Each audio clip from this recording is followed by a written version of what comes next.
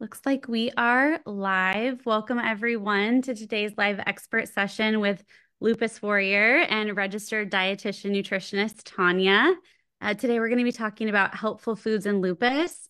We're going to be discussing plant-based eating, turmeric, and omega-3 fatty acids, and referencing a few studies that were done in lupus and nutrition.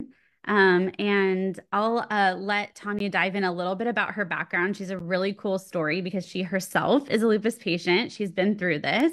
And you were diagnosed like 20 years ago. Is that correct? Great question.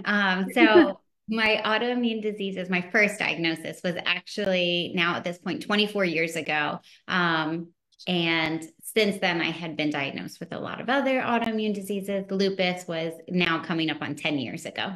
Oh my gosh. So you turned this situation into a really, really cool career that helps a lot of lupus patients and helped yourself with your own lupus failures and use nutrition to do that. So we're really excited to have you today and to hear your expertise. Thank you so much. Thank you everyone for tuning in. I absolutely love talking about nutrition. And Brianna has already mentioned that we have some great questions that have come in anticipation of this event. So we'll definitely make the time to answer as many questions as possible at the end. So I did want to just introduce myself briefly to all of the new followers. So for all the new followers out there, hello, my name is Tanya. I do have lupus myself. So as I touched upon before, I had my first diagnosis quite a while ago, 24 years ago. And unfortunately, as many people with autoimmune diseases know, once you have one diagnosis, oftentimes you continue to get more and more. Unfortunately, if the immune system is a little dysfunctional, sometimes it comes out in many different ways. So I myself had already struggled with this through my teens and my 20s and saw at that young age, oh, wow, nutrition is already helping me feel much better. I think this is really interesting. Maybe I should go down this path. And so I did. In my college years, I actually majored in psychology and minored in nutrition. And between the two, I compared them and said, no, my heart really goes with nutrition. So I continued that, pursued it for my master's, and became a registered dietitian. Now, lupus was a diagnosis in my late 20s, so almost 10 years ago. And with that diagnosis, I kind of threw my hands in the air and said, wait a minute, I thought I was eating healthy, but clearly something is ongoing, that I have this underlying cause of the inflammation. Maybe I can address it with diet as well. Maybe I just need to tweak a couple of things. So I went to all of the research, some of which is newer than back then, but all of the research that existed at this point, and I'll share great research with you today, and applied it for myself. I changed my diet again. I looked at my lifestyle and thought, okay, what can I do that can help my symptoms? So I do come from a unique position of when I was diagnosed with lupus, I was having terrible flares. So now as a dietitian helping others with lupus, I can speak to the experience. I remember what it was like to have the terrible joint pain. Personally, I couldn't open and close my hands when I was having a lupus flare. So I couldn't dress myself. I couldn't open doorknobs. I couldn't open a top or any of those kind of fine motor skills that you kind of forget about until you're not able to do. I also had terrible fatigue and my labs were a mess. So my doctors were already concerned about organ damage when I was first diagnosed. But with all of the dietary and lifestyle changes, I saw a huge improvement. I really don't have flares anymore and my symptoms are non-existent. So of course, with this amazing knowledge, I want to share this as much as possible. I always add this disclaimer. I still do take lupus medications. I still see my rheumatologist regularly. Unfortunately, lupus is an autoimmune disease that doesn't have a cure. We can't get rid of it completely, but we can really, really calm down the inflammation and calm down those symptoms and flares so that you're feeling like yourself again. I would love to jump right in because these were actually questions that had come in to spark this talk at all. So the first one is all about plant-based eating. I do have a study, and those links for the sources will be included. So you can always click on them and read it yourself. So I'll be brief about the details of this study, and more importantly, talk about how we can start implementing this in our lives. So the first one is all about plant-based eating. And this is a question I get very, very frequently, and it's a great one. Now, this is a pretty big review. So the main author on it is someone named Kippenberg. And they're looking at a lot of people were in this study, and it was an online survey. And they were asked about what their diet is, who undertook new dietary patterns, and did it help them? So they looked at people increasing their vegetable intake, decreasing their intake of processed foods, sugars, gluten, dairy, carbohydrates, and their symptom severity, which is really, really interesting. It's always great to ask people, hey, what have you changed? What improved? What didn't? To see what the landscape looks like. Now, I will say, and I always, when I speak about studies to my clients, sometimes I'm asked for expert opinion. I always say, also think critically about the study. So this was an online survey. So think about the type of person that may want to answer an online survey. Maybe they're really motivated. Maybe they're feeling better. And so they have the time and the energy to answer an online survey. Now, am I saying that these results are completely incorrect? Absolutely not. But we have to think about the greater landscape in which this study took place. So some studies, for example, are, let's say, a controlled trial. You have one group of people and you have another group of people. You try to keep them as similar as possible, except for changing one thing. So maybe you give them a supplement. Now, this study is looking at people reporting their changes and reporting how much they felt better or didn't feel better. But it was really interesting. Once we take that kind of with a grain of salt of, okay, people may be self-selecting to answer this survey. Maybe these are people that are feeling a little bit better and they had the energy to make dietary changes, but that's okay. It's still information that's helpful. So one of the things that helped people the most were, in terms of the change that they reported and their symptom severity. So the greatest decrease in symptom severity was when people were reducing or decreasing their dairy. Another was with decreasing their processed foods. And then another was when people went more plant-based or vegan in general. So we see three different things that could be really, really helpful. And also, we always want to ask, what are people replacing them with? So it's great that they looked at processed foods, because sometimes people will eliminate something. Maybe it causes some stomach upset, but then they're not replacing it with something better. Maybe they're just eating less or eating the same sorts of foods again and again. So my takeaway from this, and what I think people should kind of keep in mind, is how can we do more unprocessed things? Things like vegetables, fresh produce, maybe fruits. Because the vegan was another category where people said, I feel a lot better when I'm eating this way. Maybe we think about, how do we include more beans, lentils, chickpeas? And this could be really easy. So for example, if you're thinking, what should I eat for a snack today? And normally you would go to the vending machine and grab a bag of chips. That's a processed food. Maybe what we can do instead is grab a banana, grab an apple. This is a completely unprocessed food. It is a plant. It came from a tree. And it's giving you a lot more vitamins, minerals, antioxidants than something like a processed snack that is shelf stable. It's going to be good for 2 or 3 years. You're getting so much more from the fresh food.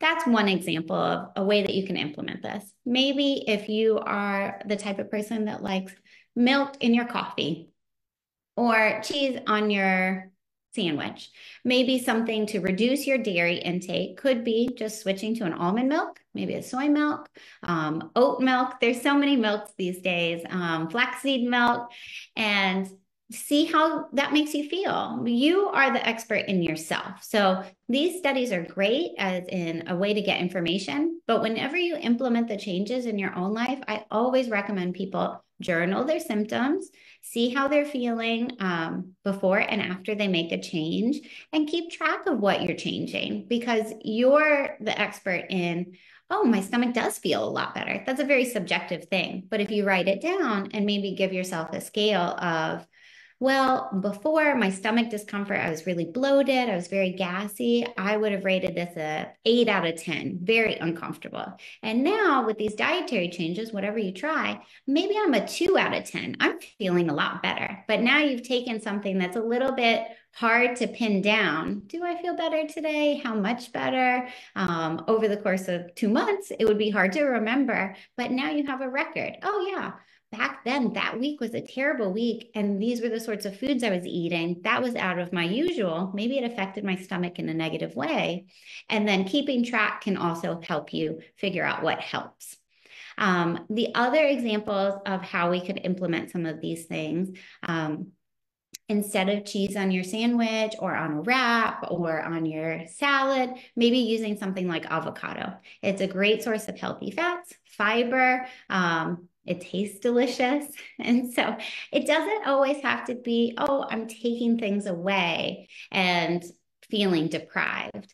Sometimes we just get creative and think about other foods that we really enjoy and how to creatively add them into our diet. I actually have a lot of clients that say, you know, I'm eating more than I was before in terms of volume. I'm eating these giant big salads or stir fries or soup with all of these vegetables. I feel great, and I'm still having less digestive issues than I did before. So anytime that you can get away from processed foods, that's also a step in the right direction. We've seen lots of research about how high salt can be negative for lupus, particularly if you have the type of lupus that affects your kidneys. We don't want to consume a lot of salt. That makes our blood pressure go up. It makes our kidneys work harder. So staying away from the processed foods also usually means that we're taking in less salt. Now, I don't want to spend forever on that one, so I'll move on to the turmeric study that I wanted to talk about. So this one is another one that I get a lot of questions about. Turmeric has had its moment in the sunshine in terms of a lot of people are interested in how it can help them feel better and what it does. So personally, I've seen turmeric help people with their joint pain. But this study, and this was really, really interesting. So it was a group of people. And remember when I was talking about the differences of studies? So sometimes it's an online study. They actually did take people, they put them into 2 groups, tried to keep them as similar as possible. And then they gave one group the supplement of turmeric, and then the other group, they just gave a placebo. So it was a supplement that looked exactly the same, but didn't have anything in it. And for the 3 months, they were on this kind of regimen of taking the supplement. And so what they found is that the turmeric supplement actually helped, and these were people specifically that had lupus nephritis. So that's lupus affecting the kidneys. They found that it significantly decreased how much protein was in their urine. It significantly decreased their blood pressure, which is another thing that is good for our kidney health.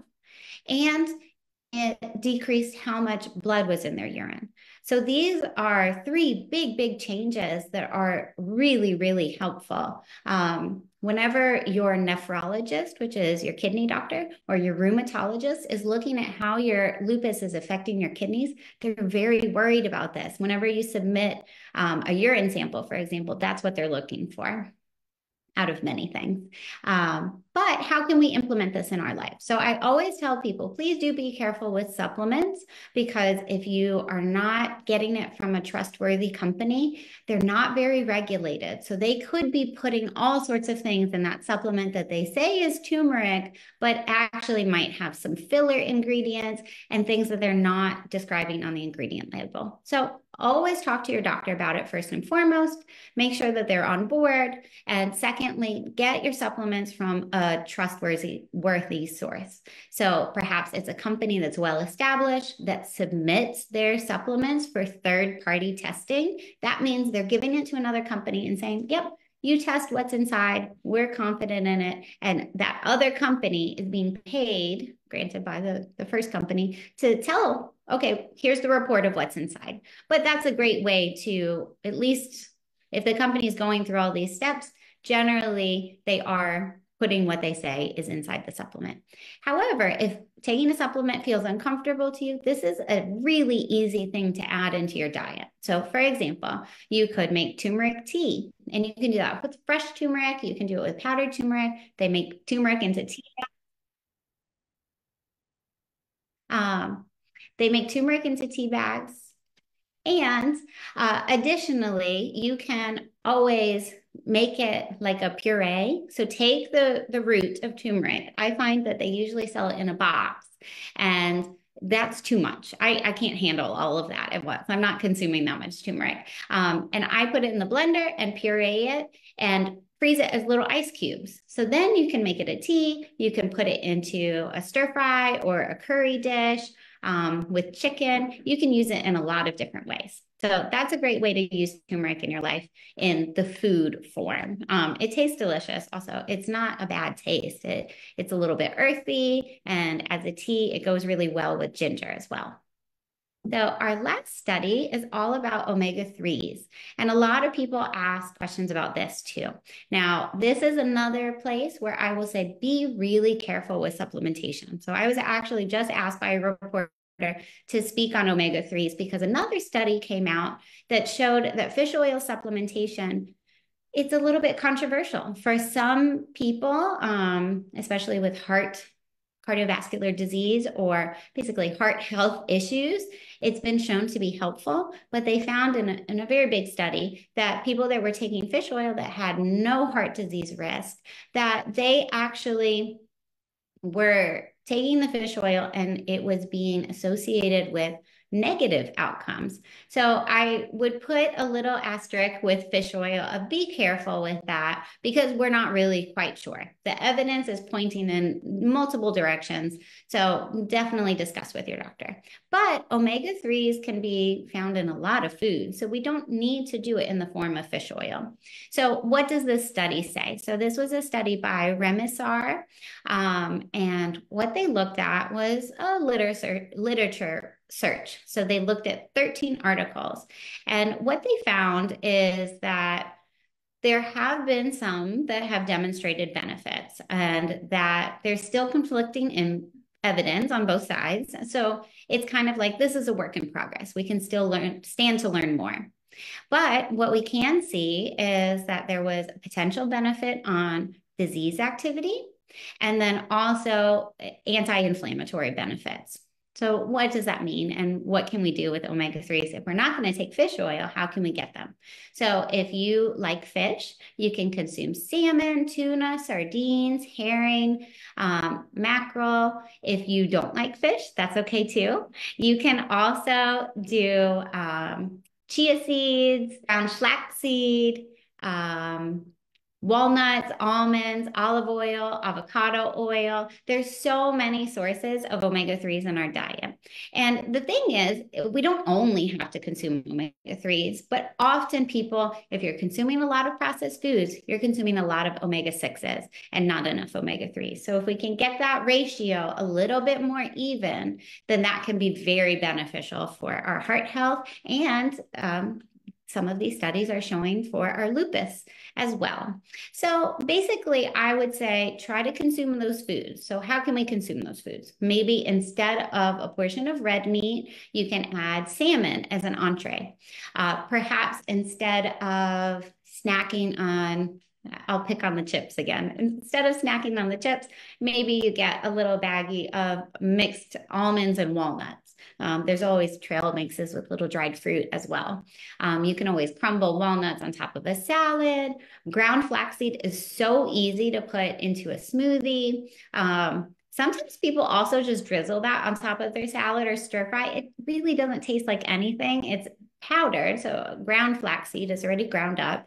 And so it's very, very light and isn't like ugh, what is that on my food? It just kind of disappears, but can be fantastic. Also, whatever you're cooking with. So like, let's say if you're cooking mostly with vegetable oil or canola oil, maybe switch to avocado oil and olive oil. Those are higher in omega-3s. So there's a lot of really easy ways that you can implement these changes and see some benefit.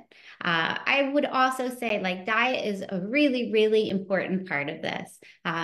You literally are what you eat. So all of our cells in our body are constantly being replaced with something new. If we aren't giving our body the building blocks, then unfortunately what our body is trying to replace, it struggles a bit.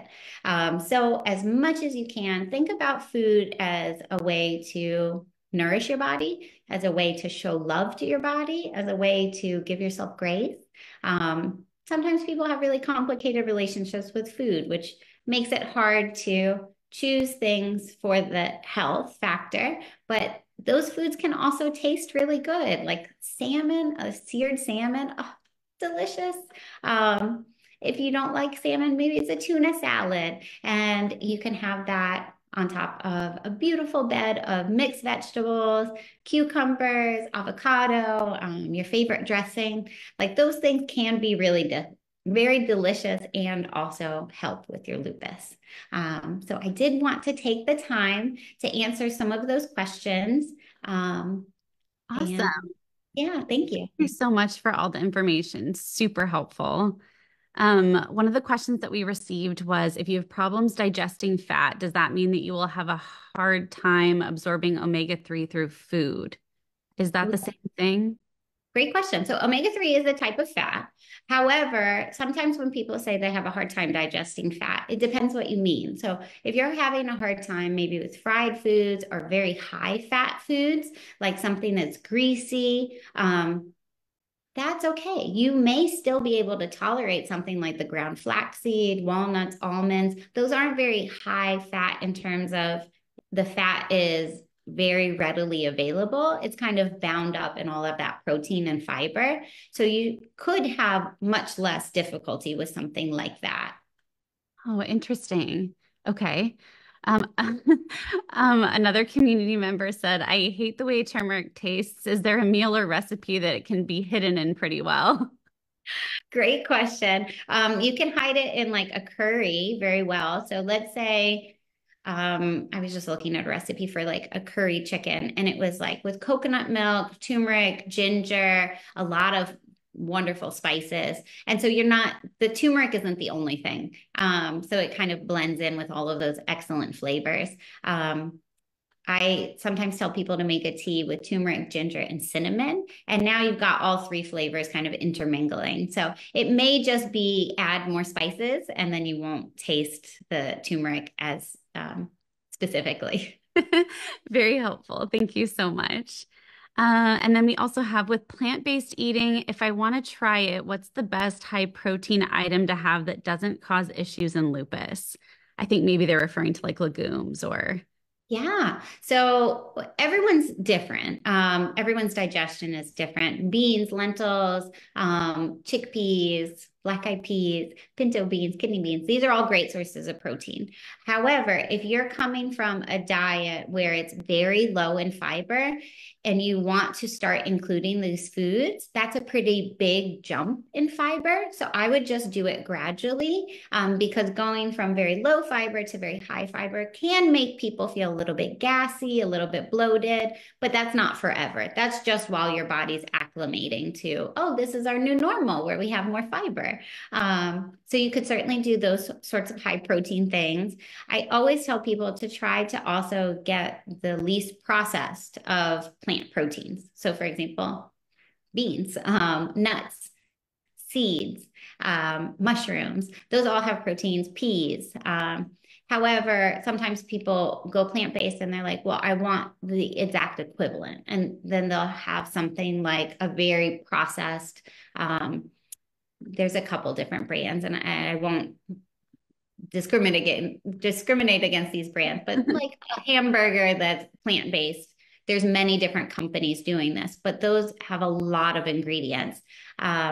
If you wanted to make like a bean burger or if you wanted to have tofu. These are very unprocessed forms of plant protein. So I would stick with as simple as possible as you're making changes, because replacing a very processed animal protein food with a very processed plant protein food, it may not show you that much benefit. Okay, that makes sense. John asked a question, is turmeric good if you're taking an anticoagulant? And that's something that you would need to talk to your doctor about. So if you are on warfarin or Eliquis or a different type of blood thinner or anticoagulant, you would need to talk to your physician about that. I'm not sure if you want to weigh in there, but that's usually something that we'd advise people speak with their physician about. I agree with you completely. Always talk with your physician, especially if you are on those anticoagulants, blood pressure medications, extra medications in addition to your lupus medications. I mean, always speak with your physician in general, but then you have something, an extra layer to be mindful of. Awesome. Well, thank you so much for your time, Tanya. This was incredibly helpful. To everyone listening, this will be available on our YouTube channel. It'll stay up on Facebook and our other channels so that if you want to go back and go through the studies, they're in the comments. If you have any questions, feel free to email us at info@lupusla.org. And we'll also tag Tanya so that you can learn more about her and her practice. But thank you so much for your time today. This was great. Yeah, thank you so much. Thank you all for excellent questions, and follow me literally anywhere: Facebook, Instagram, TikTok, YouTube at the Lupus Dietitian. I always try to share relevant lupus studies, any ways that people can incorporate more healthy foods into their lifestyle easily, anything that I think is helpful for the lupus community. So please follow. I'd love to hear your questions as well. Awesome. Thank you so much.